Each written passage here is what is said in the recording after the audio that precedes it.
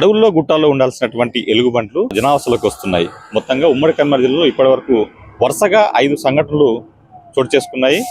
ఇటు కరీంనగర్ జిల్లా కేంద్రంతో పాటుగా కరీంనగర్ శివార్లో ఉన్నటువంటి ప్రాంతాల్లో కూడా ఎలుగుబంట్లు వరుసగా రావడంతో కూడా ప్రజలు బెంబెలెత్తుతున్నటువంటి పరిస్థితి ఉంది. ప్రస్తుతం మన మానకొండ జిల్లా కేంద్రంలో ఇక్కడ ఒక ఎలుగుబంటి ఉదయం నుంచి కూడా హల్చల్ చేస్తుంది.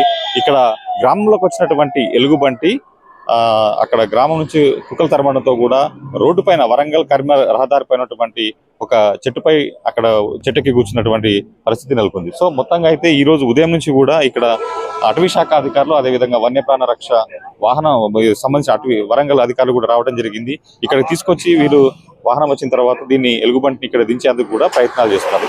సో మొత్తంగా మనం ఒకసారి కనుక పరిశీలిస్తే కరీంనగర్ జిల్లా కేంద్రంలో గతంలో ఇంతకుముందు 3 సార్లు ఈ సంఘటనలు చోటు చేసుకున్నాయి. ఏదైతే ఇటు కరీంనగర్లో ఉన్నటువంటి రేకుర్తి ప్రాంతంలో, అదేవిధంగా కరీంనగర్ జిల్లా కేంద్రంలో 2 చోట్ల కూడా ఎలుగుబంటి గతంలో హల్చల్ చేసినటువంటి పరిస్థితి ఉంది. సో ఈ రోజు తాజాగా మానకొండ జిల్లా కేంద్రంలో కూడా ఇక్కడ ఒక ఎలుగుబంటి రావడంతో కూడా జనం కూడా తీవ్ర భయాందోళనకు గురవుతున్నటువంటి పరిస్థితి ఉంది. ఒక్కసారి కనుక అసలు ఈ ఎలుగుబంట్లు ఎందుకు ఆవాసాలకు వస్తున్నాయి అని మనం పరిశీలిస్తే కనుక ఒకసారి మనం ఇక్కడ చూడొచ్చు. కరీంనగర్ ఉమ్మడి కరీంనగర్ జిల్లాలో ఉన్నటువంటి చాలా ప్రాంతాల్లో కూడా ఏదైతే గుట్టల్లో క్వారీలు నిర్వహించడం వల్లనే ఈ పరిస్థితి నెలకొందన్నటువంటి ఒక వాదన వినిపిస్తుంది. మనం తాజాగా ఇక్కడ చూడొచ్చు మానకొండూరు శివార్లో ఉన్నటువంటి ఒక గుట్టలు కూడా ఇక్కడ క్వారీ నిర్వహిస్తున్నారు. ఆ తర్వాత గ్రానైట్ కూడా పెద్ద ఎత్తున వ్యాపారం కొనసాగుతుంది. కరీంనగర్ జిల్లాలోనే రాష్ట్రంలో ఎక్కడ లేని విధమైనటువంటి గ్రానైట్ వ్యాపారం ఇక్కడే. ఎందుకంటే ఇక్కడ ఉన్నటువంటి రాయికి ఏదైతే ఇతర దేశాల్లో కూడా డిమాండ్ ఉండతో కూడా కరీంనగర్ జిల్లాలో ఉన్నటువంటి చుట్టుపక్కల ఉన్నటువంటి అన్ని గుట్టల్ని కూడా తొలిసి ఇక్కడ గ్రానైట్ రాయిగా మలిచి కూడా విదేశాలకు ఎక్స్పోర్ట్ చేసినటువంటి పరిస్థితి ఉంది. ఇక మనం కరీంనగర్ శివార్లో ఉన్నటువంటి దాదాపు అన్ని గ్రామాల్లో కూడా ఇదే పరిస్థితి నెలకొంది.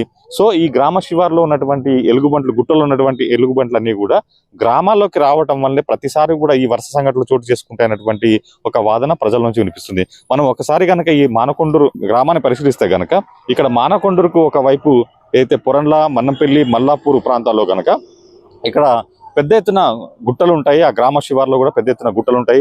గతంలో కూడా ఆ గుట్టల్లో కూడా ఎలుగుబంట్లు సంచరించినటువంటి సంఘటనలు ఉన్నాయి. ఎలుగుబంట్లు అక్కడ వ్యవసాయ పనులకు వెళ్ళినటువంటి రైతులు కావచ్చు, వ్యవసాయ కుళ్ళ పైన మల్లాపూర్, మన్నంపల్లి గ్రామాల్లో కూడా దాడి చేసిన సంఘటనలు కనిపించాయి. అయితే అప్పుడు ఏదైతే గ్రామాల నుంచి గుట్టల వైపుకు వెళ్ళినటువంటి రైతులను మాత్రమే దాడి చేసే పరిస్థితి నెలకొంది. కానీ ఇప్పుడు తాజాగా మాత్రం ఏదైతే ఇక్కడ మొత్తం ఆ గుట్టలను ధ్వంసం చేయడం వల్ల అక్కడ ఎలుగుబంట్లు కూడా పూర్తిగా బయటకు వచ్చి జనవాసాలకు మధ్య వస్తున్నటువంటి పరిస్థితి ఈ సంఘటనలు చోటు చేసుకుంటున్నాయి. సో దీనిపైన ఇప్పటికే గతంలో కూడా ఏదైతే కరీంనగర్లో ఈ సంఘటనలు చేసుకున్నప్పుడు అటవీ శాఖ అధికారులు కూడా అదే స్పష్టం చేశారు.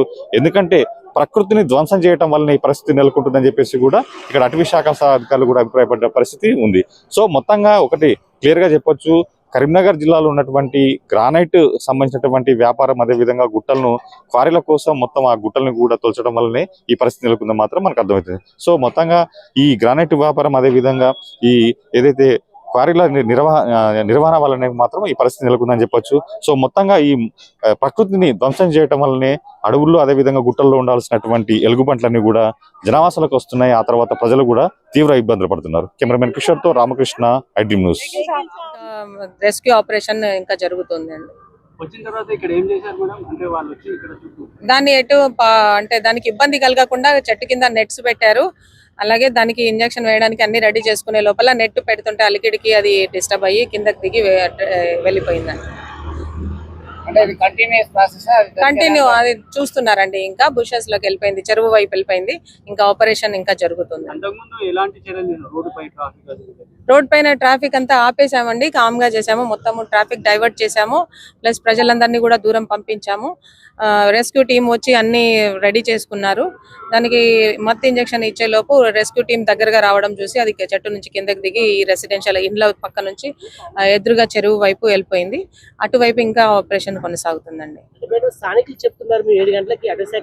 అవునండి, 7 గంటల నుంచి మేము ఇక్కడ ఉన్నాం. అవునండి.